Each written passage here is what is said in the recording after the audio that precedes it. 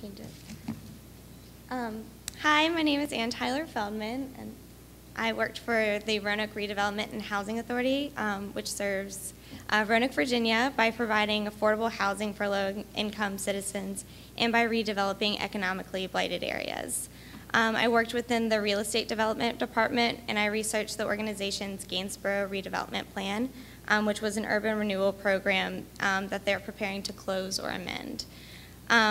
Due to the research nature of my internship this summer, I spent a great deal learning about the history of this nearly 40-year-old plan, the motivations behind it, and its consequences for the community of Gainsborough.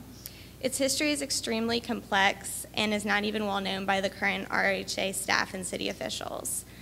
Because of its complexity, I would like to instead tell you all the story of urban renewal in Roanoke as a means of describing what happened in 2,532 projects that were carried out in 992 cities and displaced 1 million people between 1949 and 1974.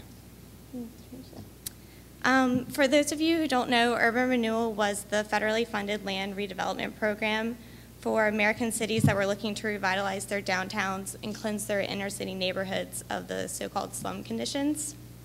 It first became prevalent with the Housing Act of 1949 and lasted until 1974. And although urban renewal found a lot of support initially, by its demise, it had a lot of critics due to its disregard for the people that were being displaced and the lack of results after decades of work. And in these pictures is an example of an urban renewal project in Pittsburgh, where they took an entire neighborhood and built, this is a civic center and like a highway system. So you can go into it. As a former chief planner of Roanoke said in an interview about urban renewal, the root of urban renewal's misjudgments was that from Washington on down, there wasn't anything in the policy that dealt with people or what would happen to them in their neighborhoods. So urban renewal came to Roanoke as it did to the nearly 1,000 other cities, and it first hit the neighborhood of Northeast, which right there, which was a poor but close-knit African-American community comprised mainly of laborers and railroad workers. White Roanokers thought that this was an impoverished slum, but those who lived there thought otherwise. As one former Northeast resident reflected, in Northeast there was no poverty because everyone helped each other. When we could afford 2 pounds of beans, our wives would cook them up and everyone would have a bowl. If our next door neighbor didn't have a job, we would help them out. We were independently self-supporting as a neighborhood. We enjoyed it because we knew we had someone to rely on. The city of Roanoke, however, had bigger plans for this section of the city. They described it as prime growth land and saw that the funds from urban renewal were an opportunity to clear what the white community saw as slums and develop the interstate system as well as the civic center. While they promised new homes in a beautiful community for Northeast residents, they instead demolished 980 homes, 14 churches, 2 schools, and 64 small businesses to construct Interstate 581, the Roanoke Civic Center, and other businesses that created more tax revenue. There are no longer any houses that exist in Northeast, and former residents were forced to move to other poor neighborhoods or into public housing. Next slide. The urban renewal program that came to Roanoke next was the Gainsborough community in 1971. After the total destruction of the Northeast community, Gainsborough residents were wary about what the urban renewal process would bring to their neighborhood. RHA staff and city officials quickly put down the apprehensions of Gainsborough residents, promising them that Gainsborough would not be another victim of the old style of urban renewal. Here they hoped to focus on rehabilitation of structures and the strengthening of the community. They promised to keep relocation to a minimum and keep as many residents within Gainsborough as possible. And prior to the threat of urban renewal, Gainsborough had been a thriving African-American community. Located in the original city center of Roanoke, Gainsborough was home to prominent black doctors, lawyers, teachers, ministers that were living alongside railroad porters, brakemen, and laborers. The community had its own hospital, pharmacy, library, theater, schools, lawyers' offices, jazz clubs, and other small businesses. It was a self-sufficient community that had overcome the adversity of segregation. Many of the homes and structures date back as late as the 1880s, when the railroad company first developed the neighborhood.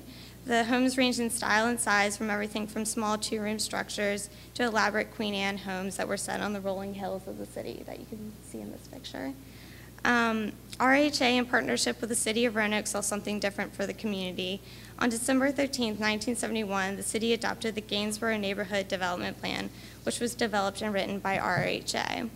The plan's primary objective was to remove conditions which have created, contributed to, or perpetuated the substandard character of the area and are intended to ensure the orderly improvement of the area in accordance with the land use needs of the City of Roanoke.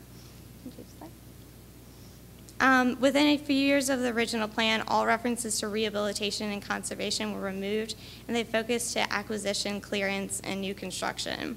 The northern area, which you can see in the picture on the right, was completely wiped out, and ranch-style homes and duplexes were built in their place. And often these houses were too expensive for the former residents to afford, and many had to leave the community to find more affordable housing.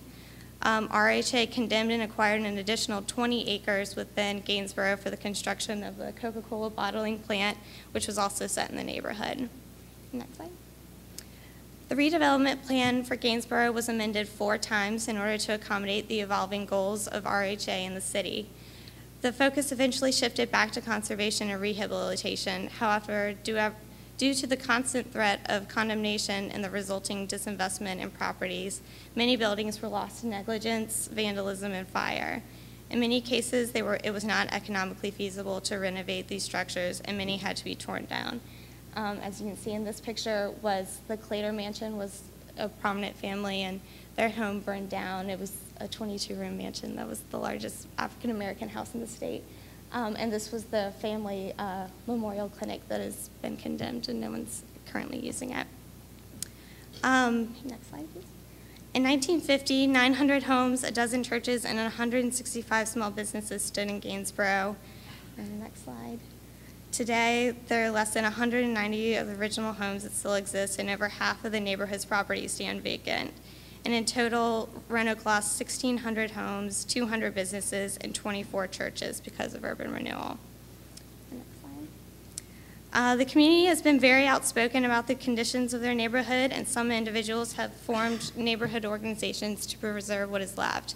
In 1990, Mrs. Evelyn Bethel, a strong community advocate, spearheaded the movement to gain historic district status for sections in the neighborhood, and in 1995 she was rewarded for her efforts when the state approved the historic designation.